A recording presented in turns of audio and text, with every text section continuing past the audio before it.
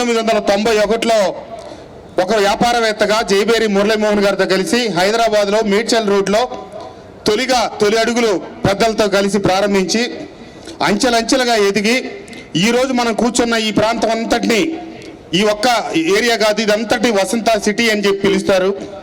ఈ పక్కన జరిగిన ఇళ్ళు నా నిర్మాణ సంస్థ ద్వారానే నిర్మాణం జరిగినాయి. మీరు చూస్తున్న ఈ పక్క బిల్డింగు నా ఆఫీసు.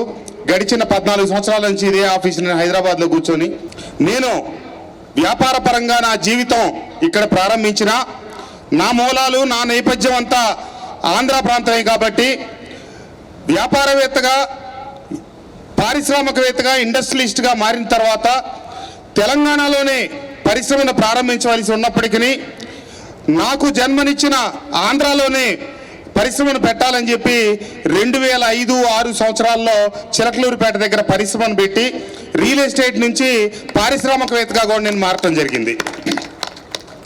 నేను పుట్టే నాటికే మాది రాజకీయ కుటుంబం.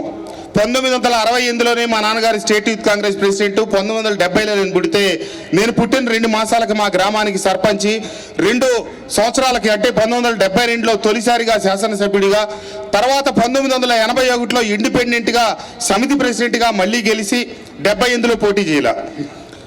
82లో తెలుగుదేశంలో చేరి 83, 85లో మళ్ళా శాసనసభ్యుడిగా గెలిచి అన్నగారి క్యాబినెట్లో మంత్రిగా పనిచేసి ఈ రాష్ట్రం అందరికీ చిరపరిచితమే.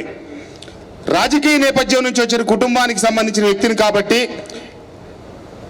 వ్యాపారంలో స్థిరపడిన పుట్టిన గడ్డ మీద మమకారంతో నా వ్యాపార కార్యక్రమాలు అక్కడ కూడా కొనసాగిస్తూ ఇక్కడ వ్యాపారాల్లో చురుగ్గా ఉన్నప్పటికీ సొంత గడ్డకి మేలు చేయాలని చెప్పి 99లో మళ్ళా 2019లో అక్కడ సొంత గడ్డకి వెళ్ళి ఇక్కడ వ్యాపారాలను పక్కన పెట్టి అక్కడ నేను రాజకీయాల్లో మమేకం అవుతా ఉన్నా.